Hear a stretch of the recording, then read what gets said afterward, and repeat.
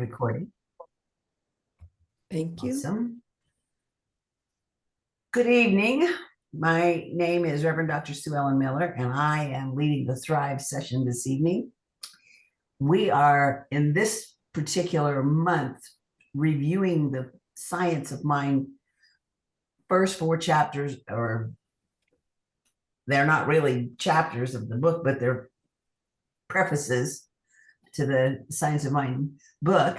The first one is The Thing Itself, and it's about the wonderful mystery, whatever name or whatever you want to call it, that surrounds us and penetrates us. And it's not a bearded man in the sky, but rather it's love and intelligence and beauty. That's God. That's what it is. And then week 2 is all about, or chapter 2 is all about the way it works. How does divine love, life, intelligence, and beauty work? And it works for us by working through us. It responds to us, but by responding to our thoughts. Okay. Your expectations have a very good chance of being accurate. Whether saying life is fantastic or life is rotten, creation supports you in your demonstration. This week, the third preface or chapter, whatever, is what it does.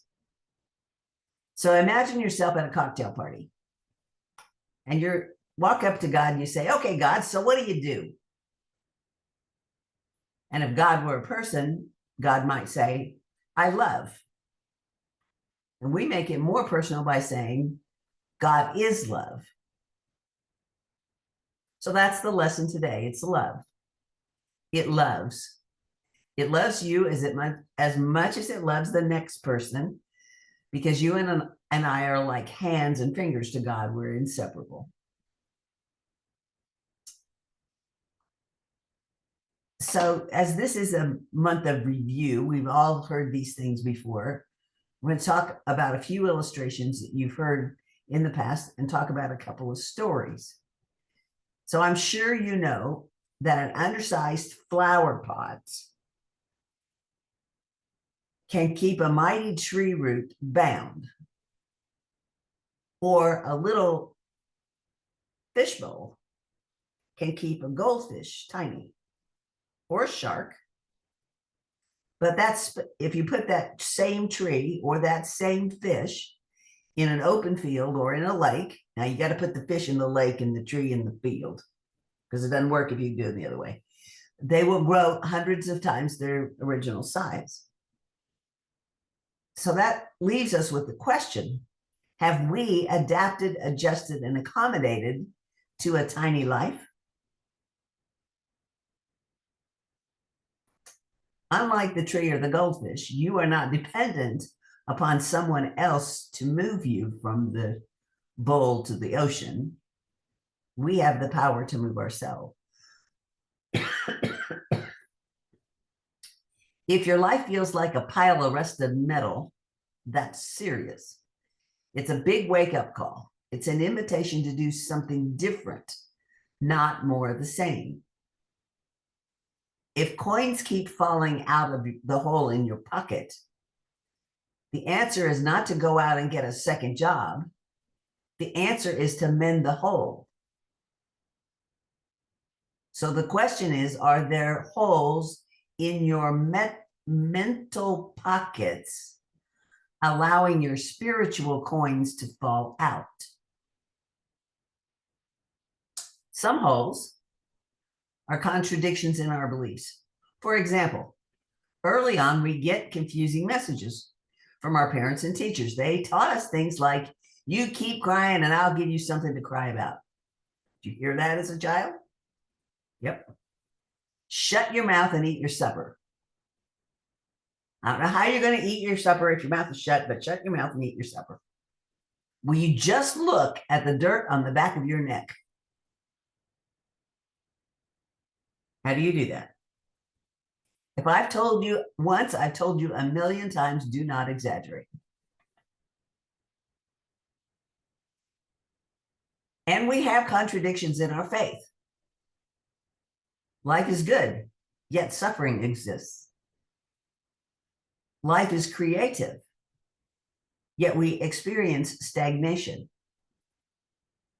Life is abundant, yet we experience struggle. Life is vibrant, yet we experience sickness. Life is love, yet we experience violence and anger. Sometimes bad luck is really good luck. In 1979, a wannabe actor was attacked in the street by 3 drunks. Talk about that bad timing. It was the night before his first major audition. His face was bruised and battered, his good looks no longer apparent. He chose to audition anyway. And what luck! It turns out the producer wanted someone tough-looking and offered the leading role in the movie Mad Max, to Mel Gibson on the spot. Neil Donald Walsh says you cannot know spirit until stop telling yourself you know spirit. You cannot hear the invisible until you stop telling yourself you already heard the invisible. God cannot tell you God's truth until you stop telling God yours.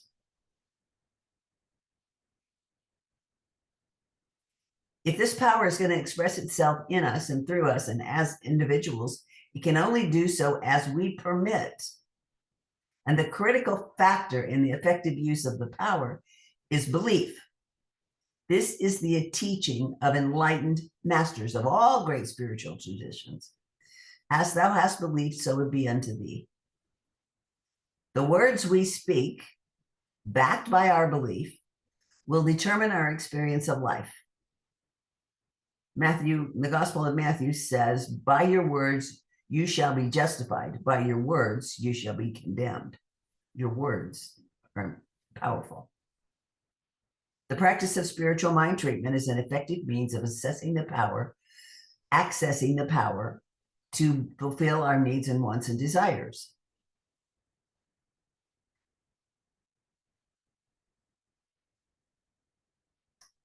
I live and progress by revealing more of the truth about myself to myself.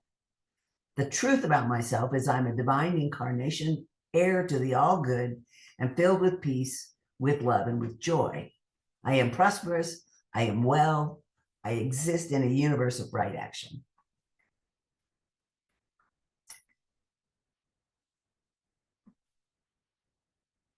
I have faith in the integrity of my soul. I am conscious of my place in the universe, of my intimate and immediate relationship to all good, the author of being, and to man, the incarnation of being. My possibilities are as limitless as the infinite in which I live and which lives in me. Here's a story from Think and Grow Rich by Pam Grout. She says, I'll let Roland, a reader of E Squared, tell his story. So Roland says, I was talking to a friend, Gary, on the phone while surfing the magazine Yacht World and looking at sailboats. And he suspected I was not totally present and asked what I was doing. I admitted that I was looking at yachts and wished out loud that I owned a 38-foot Catalina and could have it shipped to San Francisco area with the freedom to fly out, cruise, and just hang. That sounds like a fun thing to do. Minutes later, I spotted a 38-foot cruiser in the magazine and asked Gary to hold on while I checked it out. It was exactly what I had envisioned. And as I read on, the owner said he would be willing to trade for an inland boat, which is quite unusual, and that he would like to trade for a 32-foot Catalina, which is exactly what I owned. So I got off the call with Gary and called the Salt Lake City number. There was no answer, so I left a message. Half an hour later, I noticed the Salt Lake number on my phone and returned the call. I called the Denver prefix. Are you in Denver? Yes. Are you in Salt Lake? No, I live there, but I'm in Denver today on business. He asked to see the boat. And I told him the boat was not in Denver, but currently stored 50 miles north by the Estes Park exit. And he said, I'm north also and very close to that exit. Now I'm thinking, no way. And this is getting a little weird. I told him who to contact to check it out and if interested to call me back. He called back, said he loved it and wanted to trade. At this point, less than an hour had gone by, and I'm thinking, wow, even the universe can't move that fast. Not. At this point, I was scrambling to figure out how I might wiggle out of this. We had not talked numbers so far yet, so I figured that I would be on my way out. That would be my way out. So I offered a ridiculously low figure, and he said, great, when can we close the deal? Less than an hour. Interesting story. Know what you want. Let the universe provide it. The second story was what I was thumbing through articles in my database. I came across this story called Hildegard's Miracle by Reverend Dore Jacques Patlian. I was that rarest of creatures in 1945, a baby, born in the lowest birth year in 100 years, with all the men were off at war. I am the nation's oldest baby boomer, being born just 3 days after the formal end of World War II. My father, Ted, and my mother, Hildegard, had moved from Florida to California so that Dad might find work in the Naval Shipyard at Long Beach. Dad had fought his war, being in the thick of the Ardennes campaign in World War I, but felt he could use his marine electrician skills to help with this one. By the standards of the day, Hildegard was considered a bit past childbearing age, and so my arrival was considered a great and wonderful gift. They understood that I would be their one and only child, which made my arrival an occasion of special joy. What they could not know is that it would take 36 hours for me to come into the world, and when I finally did make my debut, the cord would be tightly wrapped around my neck. It is not likely that labor would be allowed to go on for so long today, but in 1945, it was all that common. Forceps were used, and as a result, I was born with many complications. I have suffered major birth trauma with severe palsy, vision problems, and possible brain damage from oxygen deprivation. After my first few days of life, I was diagnosed with cerebral palsy. My entire right side motor function was severely compromised. As if that was not enough, the doctors found major third cranial nerve damage, the major nerve bundle that controls eye motion. Mother never expressed to me what she must have felt, the shock and dismay when she first saw her violently shaking and nearly blind little son. But I could see it in her clear blue eyes as she related the story of my birth to me many years later. I was her golden child, which accounts for my rather unusual name, Dore, which is the French word for golden. I can only imagine the sorrow and disappointment she must have felt when she realized she did not give birth to the healthy, normal child that she and Dad had so anticipated. Hildegard was a very strong lady and nobody's victim, so she immediately began consulting the best medical minds around the country.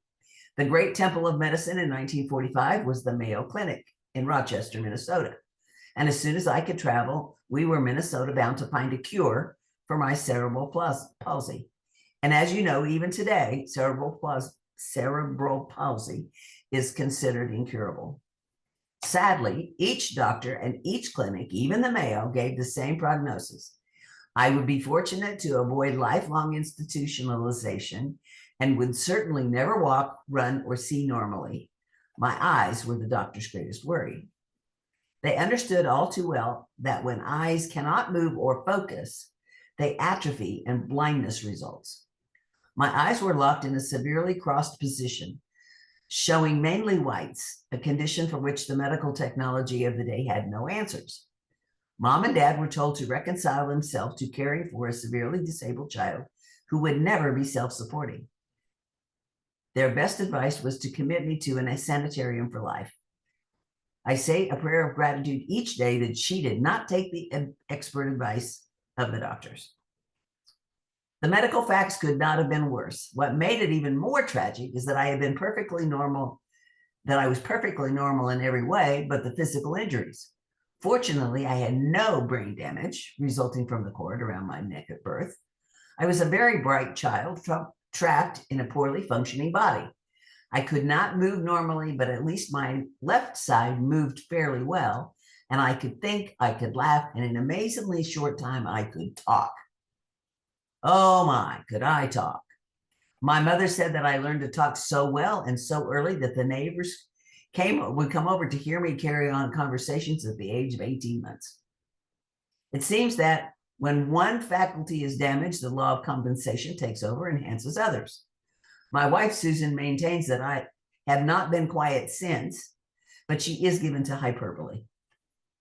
Walking was quite another matter. I could only manage to crawl in a strange crab-like motion, but made little progress toward that all-important first step. Just imagine a cross-eyed, cute little boy crawling sideways and talking his head off. I was the curiosity of Cedar Avenue in Long Beach, California, but the neighbors loved and doted on me. There were many things for which to be grateful. The first was that I was born in Los Angeles area, where all things strange and new first appear, even then. And I doubt that I would ever have been healed in that era if I had been born in the small town in the Midwest. But Los Angeles then and now prides itself on thinking outside the box and being open to new ways of thinking, living, and working. The medical community had given up on me, so Hildegard began to seek other healing methods. Her friends, even my dad, told her just to love me as I was and give up the fight. She later told me that she just could not see me as a cripple. She couldn't imagine it. She understood that what you cannot imagine will never be created in your life, and that understanding literally saved my life. The turning point in my young life came when Hildegard was invited to attend a lecture by a nationally known spiritual leader, Dr. Ernest Holmes. By the late 40s, Dr. Holmes had become very well known around the country, but as a true celebrity in Los Angeles. Captains of industry, movie stars and moguls, and thousands of ordinary people came to hear him speak, and many attended his classes at the Religious Science Institute. Excuse me. Dr. Ernest Holmes gave public lectures weekly at the Wiltern Theater in the Miracle Mile district of Los Angeles, nearly always to a packed house, teaching the empowering idea called the science of mind. Mother was always a woman open to new ideas, so leaving Dad to babysit, off she went, hoping to learn something that would help her little boy. I believe that my mother felt she had nothing to lose and everything to gain in going to hear this wonderful man speak his message of empowerment and healing. Mother's visit to the Wiltern Theater transformed my life. She sat transfixed as Dr. Holmes explained that there is a power for good in the universe and she could use it. For the first time in her life, she learned that she could create her life experience using affirmative prayer with God as a co-creator. After the lecture, Dr. Holmes told my mother that I could be healed, but that she must first learn to see me as a perfect creation of a perfect God and not as a poor crippled child. She must create a mental picture of me as whole, perfect, and complete. She must feel the emotions she would feel when I ran into her arms strong and healthy. She must create a new reality in her mind for me and then mentally take occupancy of it. She must live in the end. If Hildegard could see and believe the prediction in Doré, the perfection in Doré, regardless of the current facts, and know that it was done now and not some future time, then Doré could return to the truth of his perfection and be healed. Dr. Holmes emphasized that this was not magic, but proper use of God's law. Dr. Holmes emphasized that he was only the conduit. She and her tenacious mental picture of my perfection did the work on my behalf. But first, she must learn to consciously use the law, and that would take work and mental discipline. She accepted the challenge, becoming a regular at Dr. Holmes' lectures. He further explained to her that by using a type of affirmative prayer called spiritual mind treatment, that she could replace her fear and her belief in his cerebral palsy with an absolute knowing that from perfection can come only perfection.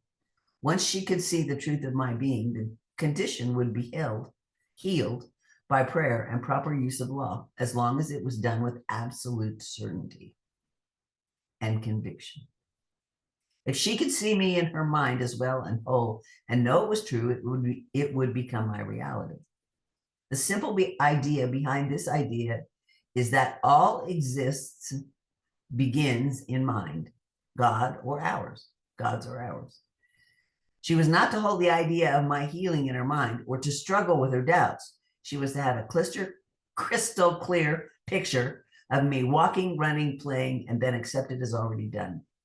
Thank God for the power and the healing and release it into the law, knowing it is done. I remember very well, years later, my mother teaching me these principles as I sat on the edge of her bed after she came home from a late night showing property. She was a real estate broker, one of the few women in California real estate at the time. We would discuss law and love and God and metaphysics and philosophy and logic and literature. I received a fine liberal arts education each evening, thanks to my dear mother. I received so much more. I became healed thanks to her tenacious insistence that her little boy was not damaged goods, that God does not make junk, that I was whole, perfect, and complete, regardless of the appearances. My father told me that years later, she would do her prayer treatment before bed and early in the morning as she prepared for her day. She continued doing this all of my childhood, and it paid off.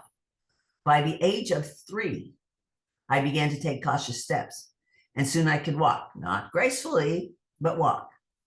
The shaking began to abate, and my eyes were not a thing of beauty, but at least I could see out of one eye at a time. I cannot describe to you the wonderful feeling that came over me around the age of 5 when I knew that while I wasn't always pretty, I could function as a normal person. I was so grateful to be able to see, even if it was only with one eye at a time. Of course, the medical profession was astounded and refused to at first to believe the results. The chief of neurology at a major university teaching hospital conceded that this just doesn't happen. I guess prayer does work. What he did not know or understand was that mother was using the law, not begging a faraway deity for favors.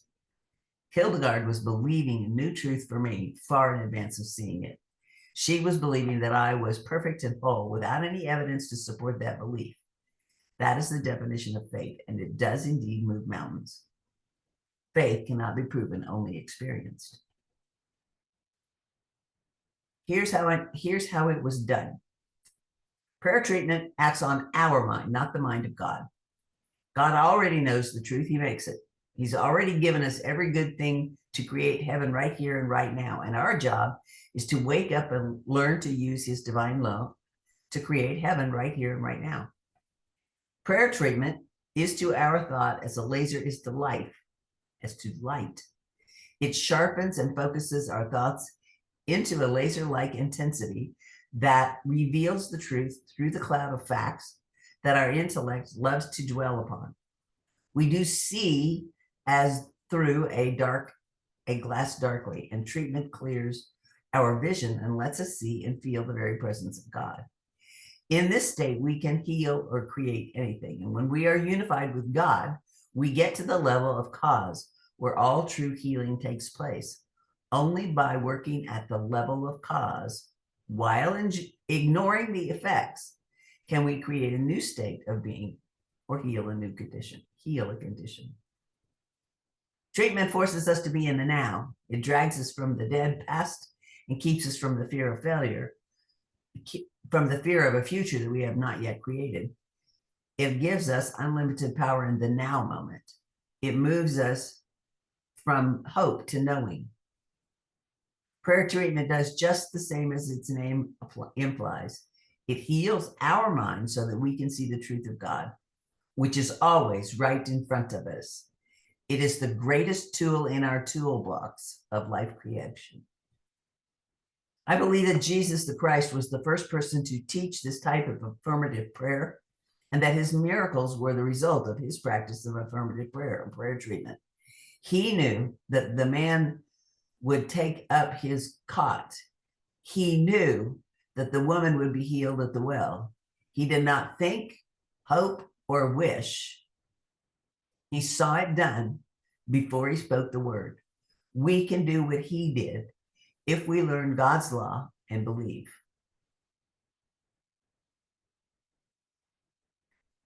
There are no words sufficient to express my gratitude to my parents for the conduit of my healing. Today, I'm a reasonably normal religious science minister, teaching the ideas and power that heal me and millions like me to many millions all over the planet by means of podcasts and the web, awakenedheartministries.org. I walk without the fluid grace of an athlete, but normally. My eyes, thanks to a wonderful new surgical technique invented in 1952, are greatly improved to the point where my vision is now normal. About 8 years ago, I was in the presence of a man of great faith and power and received a final healing to straighten my eyes to cosmetic perfection. He was a Baptist faith healer, but he used the law in his way as we do in ours. He did not beseech God. He simply looked into my eyes and said, "Be you wholly well and go in peace." The method is not the point. Faith is the point.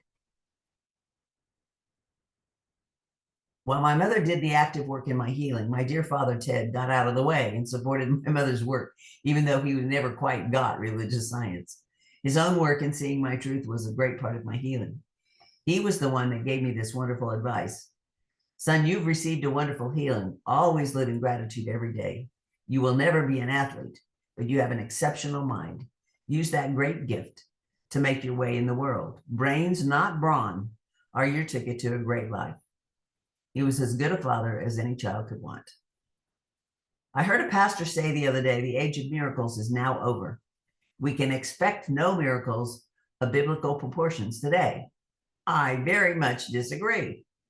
Oh no, miracles happen whenever we suspend our disbelief, get out of this world of facts, and see the truth of a perfect God and his perfect creation. When we understand that God and all of us are one, then we get it. When we know that as our birthright, we have a license from the Most High God and the indwelling God, who are one and the same, to use the law to create our fondest desires for ourselves and all around us, then we are living the awakened life, the life we were meant to live. So I am Hildegard's miracle. May God continue to bless both of my parents in whatever experience they are having now. They would not accept conventional wisdom, but relied instead on the light and the love of God. From Think Your Troubles Away by Ernest Holmes. Nothing is too good to be true. The best we have ever conceived is but a fragment of the whole truth. We are surrounded by infinite intelligence, potential with all knowledge, which can, and wished to intelligently govern our acts, for in so doing, it comes into a greater enjoyment of itself. The belief that a thing is too good to be true arises from the subjective atmosphere of our previous experiences, which have so limited us that the fear of them maintains a hold on our unconscious imagination. In spiritual mind treatment, we do not argue with the old order of limitation, but seek through greater realization to create and sustain in our minds a broader concept and a deeper experience. In this belief and acceptance on our part that sets the creative law in motion. Belief must pass through faith into acceptance by acknowledgement. As the seed is not complete within itself until it comes into conjunction with the creative soil, so our word must be buried in the infinite intelligence nurtured by belief and faith, watered by acknowledgement, intended with receptivity, and the outcome accepted with enthusiastic expectance. In spiritual mind treatment, we do not argue. That's important. So I'm going to say it again. In spiritual mind treatment, we do not argue the old order of limitation, but seek through greater realization to create and sustain in our minds a broader concept and deeper experience. It is this belief and acceptance on our part that sets the creative law in motion. Belief must pass through faith into acceptance by acknowledgement, as the seed is not complete within itself until it comes into conjunction with the creative soil. So our word must be buried in the infinite intelligence, nurtured by belief and faith, watered by acknowledgement, intended with receptivity, and the outcome accepted with enthusiastic expectance.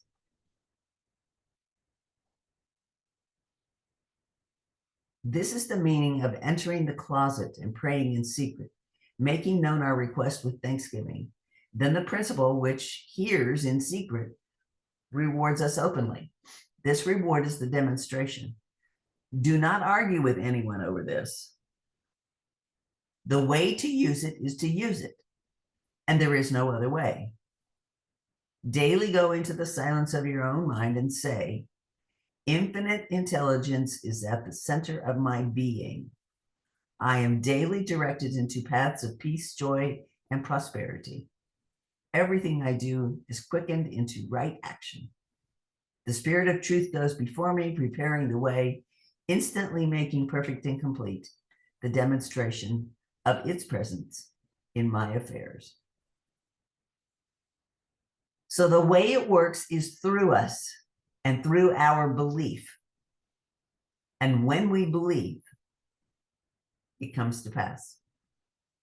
Sometimes it is easy and quick, as with the boat, the ship story. Thumbing through the magazine, sees the boat and follows through, and there it is. And sometimes it takes a long time to come to pass, as the story with Doré and his mother Hildegard. I don't have an answer for whether it's going to be fast or slow. All we can do is determine what it is we want and hold that picture in our heart as if it is done today.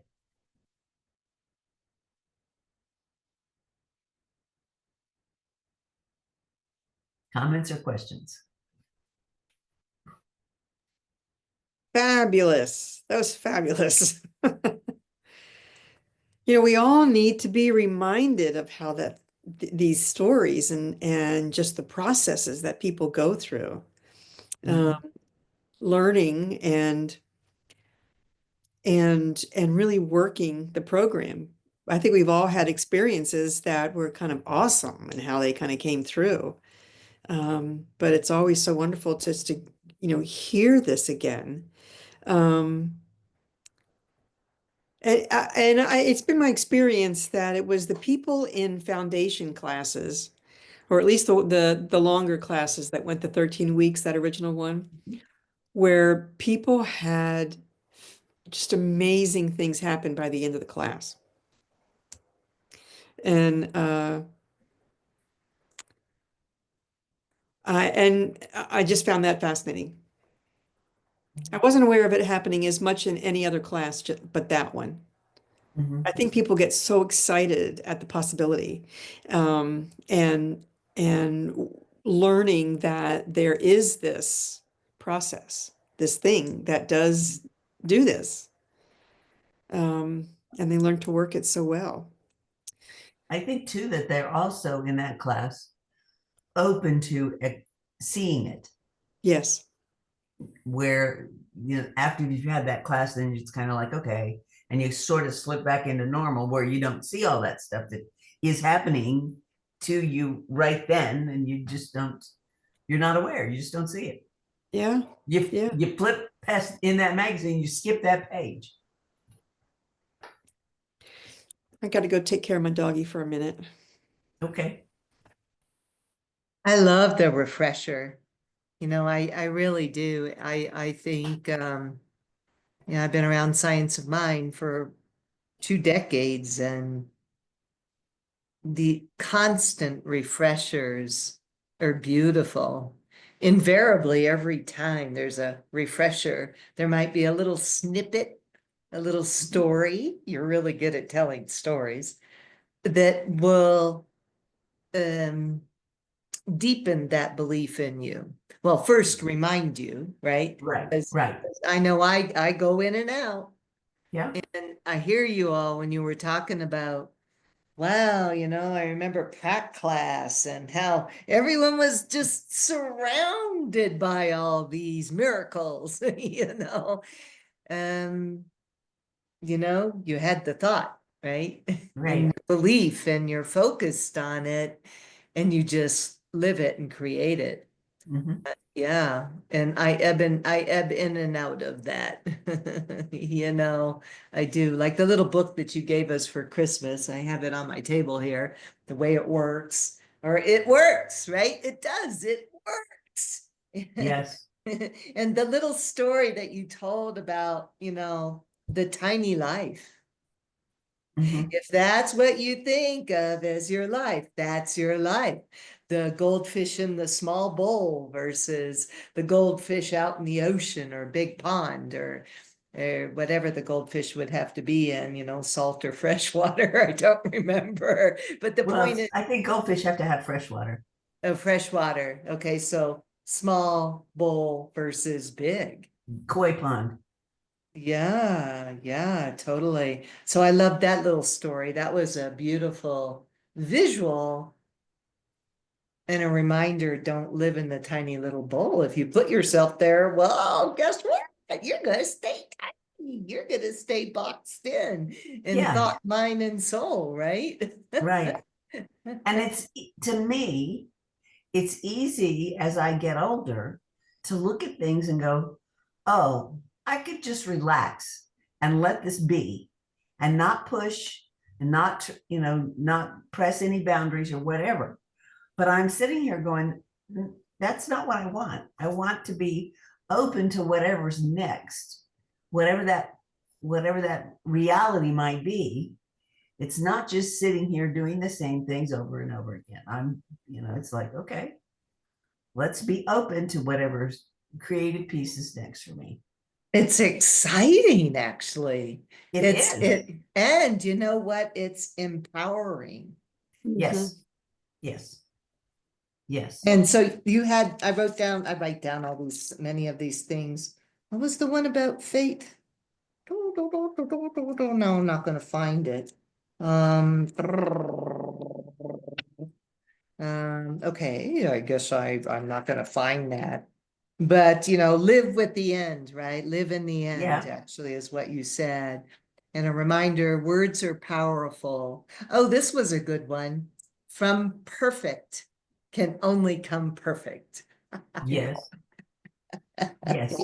Oh, here it is.